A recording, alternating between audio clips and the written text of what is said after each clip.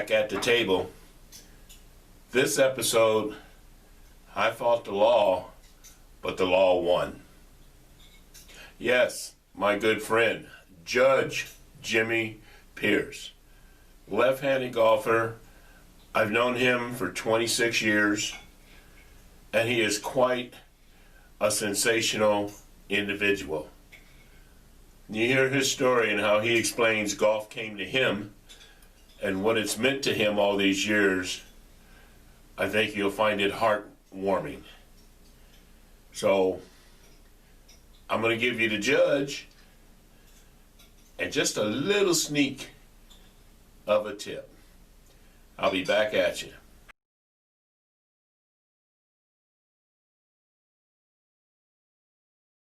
Hi, this is M. Bernard. Another exciting session with how to chip better. I hope from our previous DVD, Volume 1, that you have those 8 techniques that would help you with your game. This one is strictly Volume 2, and it is on chipping. You can chip with either an 8-iron, you can chip with a pitching wedge, or you can chip with a sand wedge or lob wedge. Depends on your preference. Personally, I believe the quicker you get the ball on the ground, the better the result. I suggest you chip with an 8-iron. Time to time, practice even with a 6. Again, this is M. Bernard from golftechniquesforyou.com. Peace out.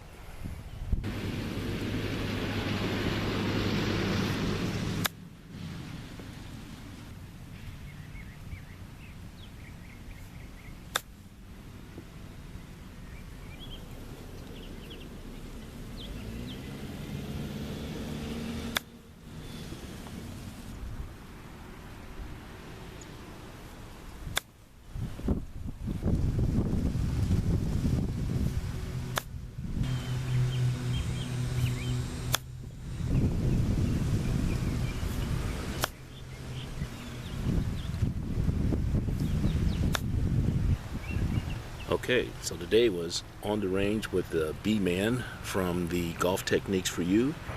I have just given you your chipping technique with tips I hope that will help you and to be a better chipper and always get that ball close to the hole. Remember, you can chip with an 8-iron, you can chip with a pitching wedge, you can chip with a lob wedge.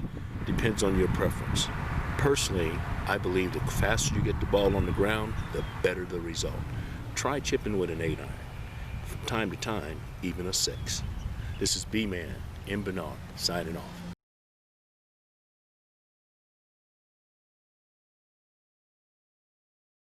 Good afternoon, golf fans. It is B-Man. That's right, bmangolftti, sitting out on the patio with one of my most favorite Floridian golfers, none other than my buddy, Judge James Pierce. Judge, how are you?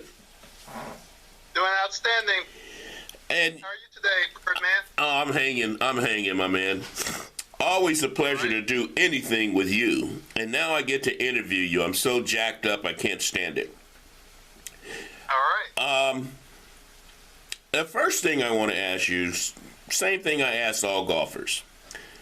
At what age or how old was James when he first started playing golf? Well, that's a great question. When I first really started playing, it was after I couldn't play basketball anymore. And I was looking for a sport that I could continue to get out, be active. So it would be my late 30s, probably around 38, 39. You were that old, James, before you started playing golf? Yes, sir. Not with that swing. I probably went out once with my boss back then, who I worked for. He was an attorney. And he took me to the course and just showed me the game a little bit, but I really didn't play and I couldn't play. And I really didn't do anything after that until I was about 38, 39 and could no longer play basketball. Well, that's unique because I know you're left-handed, and it's hard to swing from that position from my eyes, but you have perfected that left-handed swing. It's pretty good now. Well, you know what? It's interesting you say that because actually I am right-handed, but I play golf left-handed. And my theory behind that is that when I was in school, I probably truly am a left-hander, but back then the teachers want you to write with your right hand. So I still write with my right hand, but I golf on my left side. I hit a baseball on my left side, but everything else I do right-handed. Now, when you played when you played basketball, you 6'4", 6'5", you big dude. When you played basketball, did you shoot left-handed as well? Nope, right-handed. Oh, stop. Really? Really? Oh, my goodness. Now, you played golf since your 30s. How does this game keep you motivated all those years? Well, to me, I always like challenges. No matter what it is I'm doing, I'm a very competitive person. So therefore, golf, gives me that challenge of not only playing against another individual, but you also play against the course. And golf is the type of game which gives you many life lessons. It teaches you to be humble. It teaches you to, have great respect for the game. It just teaches you honesty and fairness, because we all know that, golfers have probably one of the highest ethical standards there is, because we have to govern ourselves for many of the parts of the game. So for me, golf is almost like a game of life, and I also compare it to a trial. As you know, Birdman, I was a trial lawyer for many years, and there are many lessons in golf that can be applied to a trial in the courtroom. And, specifically, some of those are preparation. You got to be prepared and having the belief that you can execute, a particular shot. And I know you've heard the term, see it, feel it, trust it. Well, I try to teach young lawyers that when they try cases, they have to have that same type of confidence. They have to believe that they can win their case. And it's the same idea with a golf shot.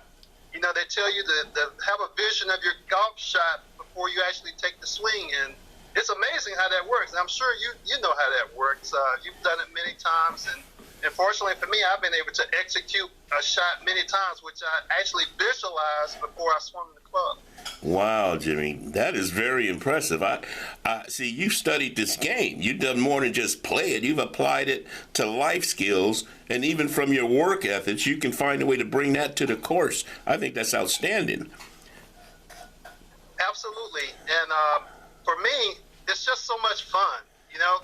I see a lot of guys get out there and they start throwing their clubs and getting all upset. But for me, just to be out on a beautiful course and no worries. All I'm trying to do is get a little white ball in a hole, and I got so many opportunities to do it. And if I screw up one hole, then it's always the next hole. I always try to keep a very positive attitude about the game. Yeah. And the moment that game starts making me angry and upset, I think it's time for me to look for a different hobby. Oh, wow. I have a friend, Mark. Mark threw a club when I was playing with him once.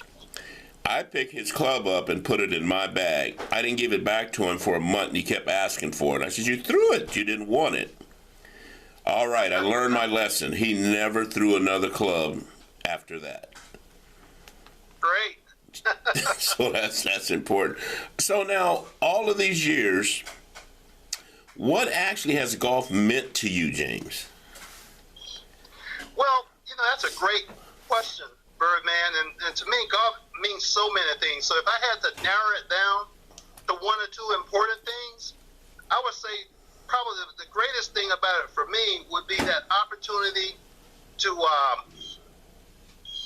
socialize with great friends. It seems like on the golf course you always meet very nice people. And to have that opportunity to have friends and have friends that you can play with, on a regular basis, of course, you being one of those, and just the things that you can learn from others while you're out there.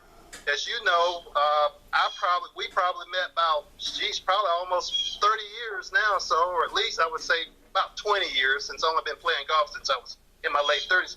You gave me some of my first lessons on how to pitch. Oh, wow. And I still remember that out at Chi Rodriguez. And the little things you showed me really improved my game tremendously, and I'm still using those same tips today. I did? So it's just the relationships, Birdman. I would say the relationships that you form as being a golfer, And those days out on the course when you're spending 3-4 hours with your buddies and you're having a good time, it's just nothing that can compare to that. Well, Jim, it's always a pleasure to play with you, my man. I've forgotten all about that. I really did until you brought that up. Thank you. I appreciate that. Now, if you had to give a golfer a tip from your perspective, what would your tip be to, say, a beginner, intermediate golfer? What would your tip be? Well, I would say, and this can apply to almost anything, have confidence in what you're trying to do. Don't feel that, this is impossible. I can't make this shot. I can't learn this technique or whatever. Just have confidence, and everything else will take care of itself. It's going back to that phrase we used earlier: see it, feel it, trust it. That same idea. Just have confidence in what you're trying to accomplish, and most importantly, of all things, have fun. You couldn't have said it better. I think the listeners that go to this YouTube station are going to have an absolute ball with your interview because it's so jam-packed with powerful information, and the delivery is just right on time. It's as if you already knew what I was going to ask you, but I don't think so. So that was pretty good, James. I appreciate your time. All right, my friend. Definitely. And we will get together. We will get together and play soon. We got to get through this pandemic. Yeah. Keep doing what you're doing. I appreciate you, my man. Thank you so much. Appreciate you too, Bird, man. You got it, dog.